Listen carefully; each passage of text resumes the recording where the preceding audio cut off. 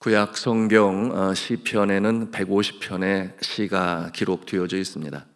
그 가운데 가장 많이 사랑받고 애송되는 시가 있다고 한다면 오늘 시편 23편일 것입니다.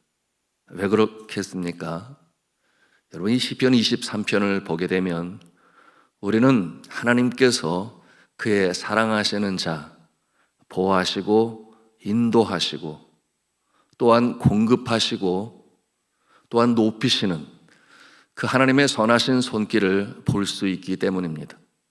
그와 같은 모습이 아주 마음에 생생히 그려볼 수 있도록 그림 언어와 어조로 표현을 하였으며, 또한 그 기록되어진 내용이 우리의 심령 가운데 느낄 수 있도록 평안함을 선사하기 때문이죠. 또 역으로 생각해 본다면 시편 23편이 오늘 이 시대에 많은 사람들에게 사랑을 받는 것은 그만큼 우리 인생은 평안할 데가 없다라고 하는 것입니다. 방하고 유리하는 인생 가운데 있다라고 하는 것입니다. 그러므로 참 안식과 참 평안이 필요한 거예요. 한치 앞을 내다볼 수 없는, 내일을 볼 수 없는 이와 같은 인생의 여정을 걸으면서 시편 23편의 이 내용은 그 말씀을 묵상하는 자로 하여금, 그 말씀을 사모하는 자로 하여금 하나님께서 그 심령 가운데 진정한 안식과 평안을 선사하기 때문입니다. 여러분, 어떠한 그 누구도 단언할 수 없습니다. 나는 시험에 떨어지지 않는다. 여러분, 오늘 말씀에 양으로 표현되어지는 것이 하나님의 자녀들인데 한편으로 기분 나빠할 수도 있습니다. 나는 양처럼 연약한 존재가 아니야. 나는 양처럼 우둔한 존재가 아니야. 이와 같은 생각을 하면서 말이죠. 그러나 여러분, 그 어느 누구도 내를 장담할 수가 없습니다. 나는 아니라고 생각할지 몰라도 앞에 있는 함정이 어디에 있는지, 나는 빠지지 않는다고 큰 소리를 쳐도 여러분, 결국 빠지고 나서의 후회하는 모습이 인생들 가운데 많이 있습니다. 여러분, 성경에 이 비유로 나타내고 있는 이 양의 모습, 어떠한 모습이겠어요? 그 양은 여러 동물 중에 가장 감각이 느리고 또한 먹을 것이 있는 풀이 많은 곳으로 가야 되는데 스스로 찾아가기가 어렵습니다. 그러므로 목자가 필요한 존재가 또한 이 양인 것이죠. 그런가 하면 야수가 쳐들어올 때 대항할 수 있는 능력이 없어요. 그러므로 찢기고 상하고 죽고 마는 이 연약한 존재가 양인데, 오늘 말씀에는 여호와는 나의 목자가 되시고 나는 양입니다, 이렇게 표현하는 것은 바로 이 양이 목자의 손길이 없이는 그처럼 평안한 가운데 필요한 꼴을 먹을 수 없음을 나타내 보여주고 있는 것입니다. 아무리 잘 살아도 병원은 늘어나고 있는 이 시대의 모습을 바라보면서 그래도 여전히 병실은 부족한 모습만 보아도 여러분, 이 장수와 이 건강에 대한 열망은 사라지지 않습니다. 아무리 의학이 발전을 해도 물질이 풍요로워도 찾아올 암병이 찾아오지 않는 것도 아니요, 장수를 하고자 아무리 애를 써도 인생 수명 100년을 보장하기가 쉽지 않습니다. 오직 나의 가는 길은 우리의 영혼의 창조주가 되시고 생명의 소유주가 되신 하나님 아버지, 우리의 영혼을 창조하시고 그의 생기를 불어넣으셔서 생명으로 만드신 여호와 하나님 아버지는 우리의 목자가 되심을 믿으시기 바랍니다. 우리가 양으로서 쉴 만한 물가에 또한 푸른 초장에 누울 수 있는 것은 목자가 우리를 지켜주기 때문에 그때 비로소 우리는 참 안식과 평강을 가질 수 있는 것입니다. 자, 오늘 말씀을 우리가 함께 살펴보기 원하는데요, 1절에 보니까 여호와는 나의 목자시니 내게 부족함이 없다, 그렇게 말씀하고 있습니다. 그 이유에 대해서 2절에 설명하지 않습니까? 여호와가 나의 목자니 내가 부족함이 없다. 그 이유 2절 말씀을 같이 읽도록 합니다. 시작. 나를 푸른 초장에 놓이시며 쉴 만한 물가로 인도하시는도다. 아멘. 최고의 만족의 상태를 보이고 있죠. 더 이상의 만족은 없습니다. 여러분, 양들은 그렇게 쉽게 누울 존재가 아니에요. 여러분, 양들의 사진이나 그림을 보신 적이 있습니까? 누워있는 모습은 찾아보기가 힘들어요. 제가 직접 찾아봤거든요. 대부분은 서 있죠. 풀을 뜯고 있죠. 왜 그렇겠습니까?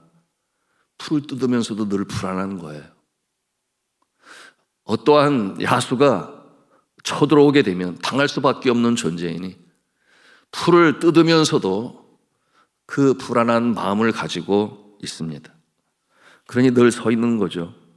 그런데 푸른 초장에 누이신다 이렇게 표현하고 있으니 여러분, 너무나 평화스러운 모습인데 그 이유가 무엇이라는 것입니까?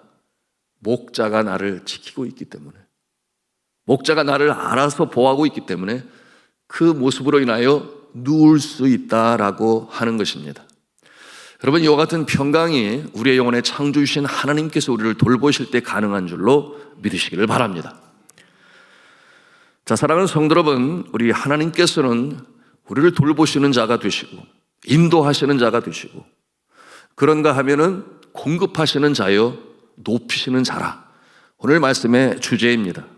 우리의 필요를 아시고 풀이 있는 곳으로 인도하실 뿐만 아니라 이렇게 배부르게 먹을 뿐만 아니라 심령의 평강 그리고 참 안식을 주시는 분이 여호와 하나님이십니다. 자, 이 내용을 다윗만 아는 것이 아니었죠.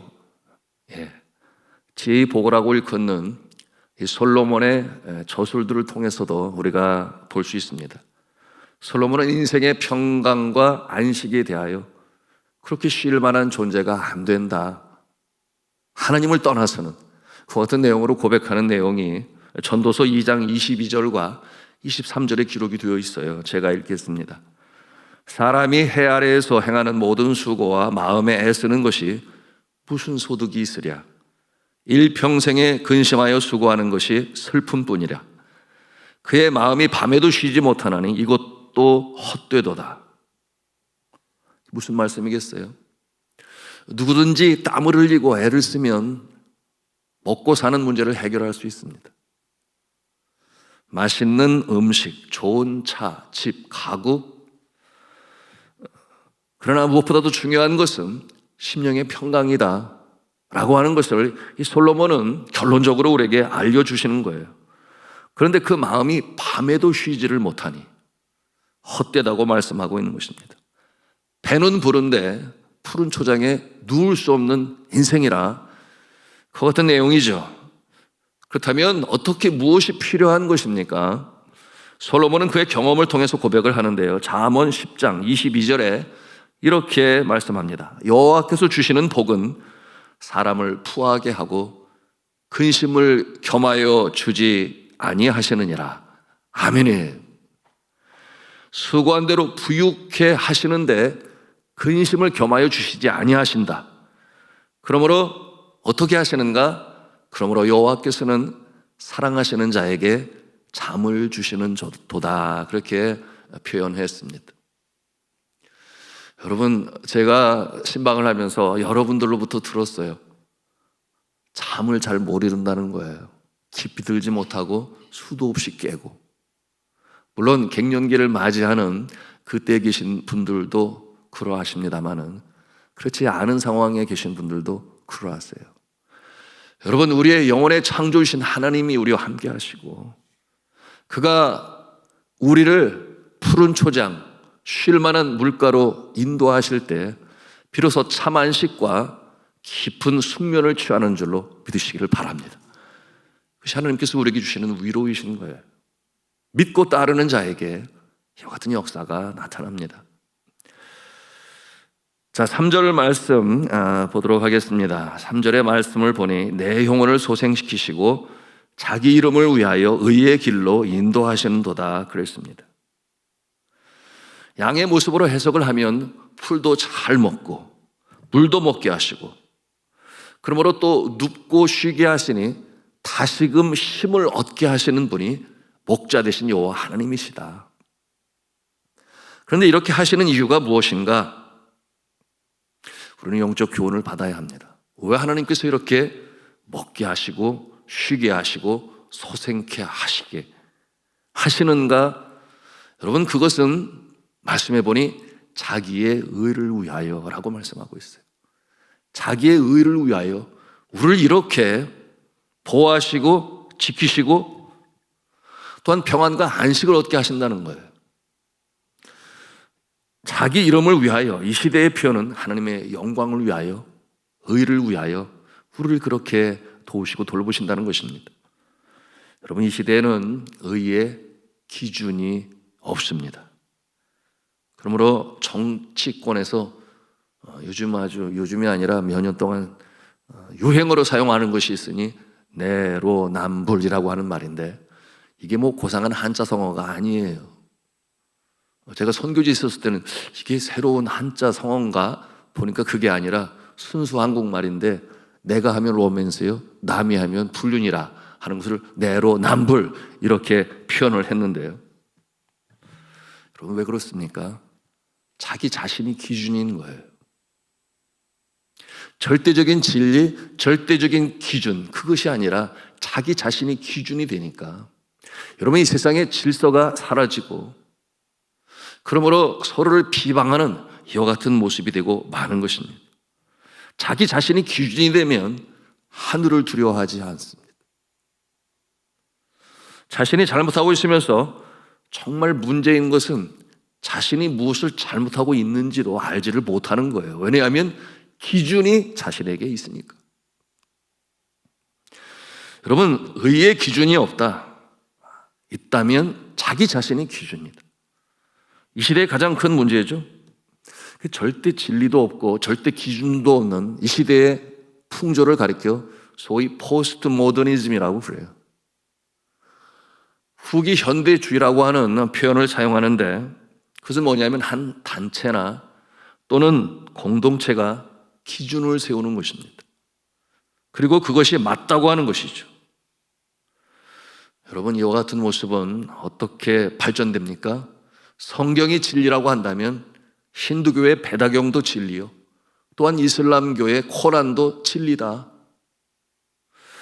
여러분, 이와 같은 모습이 되고 마는 거죠. 그러므로 절대적인 진리는 없다. 이것이 바로 상대주의요, 포스트 모더니즘의 결과인 것입니다. 여러분, 하나님께서 주신 계시의 말씀, 성경 말씀만이 진리인 것입니다. 여러분, 죄인의 생각과 사색을 통하여 만들어낸 기준, 그것은 어디까지나 죄인의 머리에서 나왔을 뿐이에요. 그러나 하나님의 말씀은 사람의 사색을 통해서 나온 것이 아니라 하나님의 계시로 되어진 것이요, 하나님께서 직접 그 처음부터 여러분 모세에게 십계명을 주신 분이 하나님이세요. 그러므로 오직 하나님의 말씀만이 영원한 진리인 줄로 믿으시기를 바랍니다. 죄인의 사색과 생각을 통하여 만들어놓은 그 기준들로 인하여 우리가 참 평강과 안식을 얻을 수 있다? 아니라고 하는 것입니다. 단체가 이것이 맞다라고 여겨서 법으로 정하면 그것이 진정한 의의 기준이 됩니까? 그렇지 않다는 거예요. 여러분, 그러므로 하나님의 말씀, 진리, 그것으로 기준을 삼아야 합니다.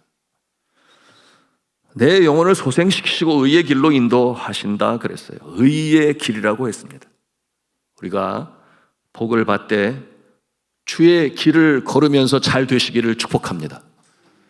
우리가 열심히 수고하고 돈도 많이 버세요. 그리고 맛있는 음식도 많이 드시고, 그리고 좋은 집에 사십시오.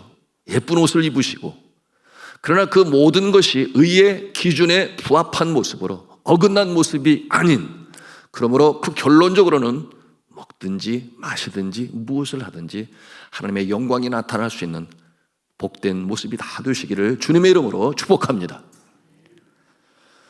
자, 이것이 가능한 것은 무엇인가? 말씀드린 것처럼 세상 사람은 그 기준이 자신이라고 그랬어요.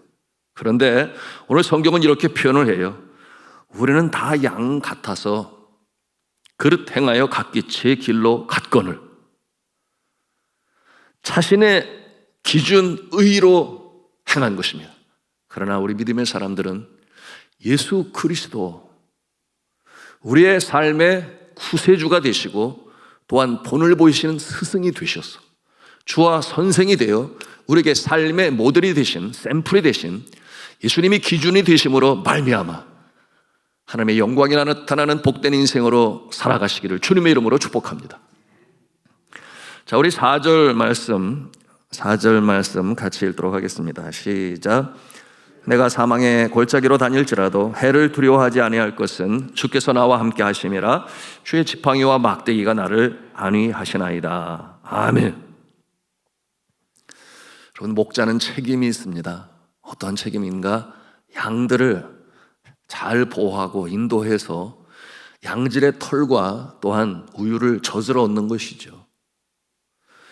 여러분, 다윗은 그와 같은 경험으로 어릴 적부터 살았습니다. 베들레헴 그의 고향은 풀이 그렇게 많지 아니에요. 그래서 양을 인도하여 풀이 많은 곳으로, 물이 있는 곳으로 인도해야만 했습니다.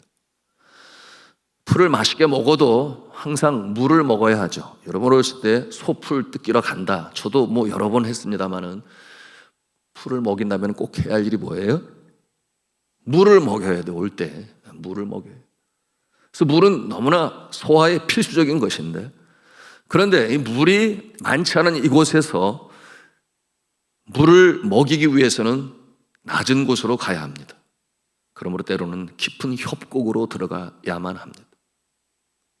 깊은 협곡, 햇빛이 닿지 아니하는, 그러므로 그 아래 물이 흘러가는 그곳으로 들어갈 때에는 긴장하지 않을 수 없어요. 왜냐하면 낮에도 어두우니 야수가 기다리고 있습니다. 어린 양을 채워가려고 기다리고 있습니다. 그럴 때 여러분, 우리가 상상해 볼 수 있지 않습니까? 내가 곰의 발톱과 사자의 이빨에서 아비의 양을 지켰나이다. 사투를 벌이는 다윗의 모습 말이죠. 여러분, 다윗이 가지고 있는 몸에 지니고 있는 무기가 있지 않습니까? 제일 첫 번째는 물맷돌이겠죠. 그런가 하면은 지팡이와 막대기가 있습니다. 야수가 멀리서 어슬렁거릴 때는 물맷돌을 사용하겠죠. 가까이 다가올 때는 막대기를 던질 것입니다. 그래도 가까이 오면 사투가 벌어지는 거죠.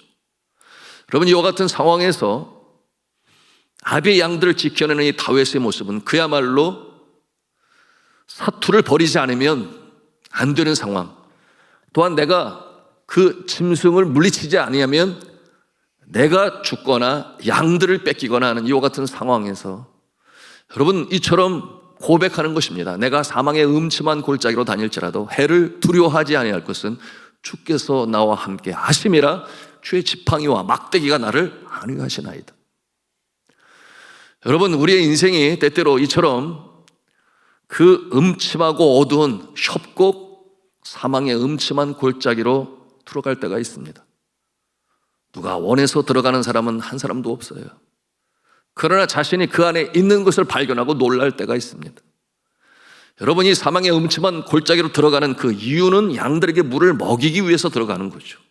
즉, 이와 같은 모습은 우리의 생계의 현장, 우리의 일터, 여러분, 그곳은 사망의 음침한 골짜기라 할 수 있겠습니다. 어떠한 상황이 벌어질지 도무지 예측할 수 없는 것 같은 상황에서 예측 불허의 상황 가운데서 당황할 수 있습니다. 그런가 하면 심지어 누군가를 밟고 올라서야 내가 승리할 수 있다라고 하는 이 각박한 세상 속에 정말 마음 힘들 때가 있습니다.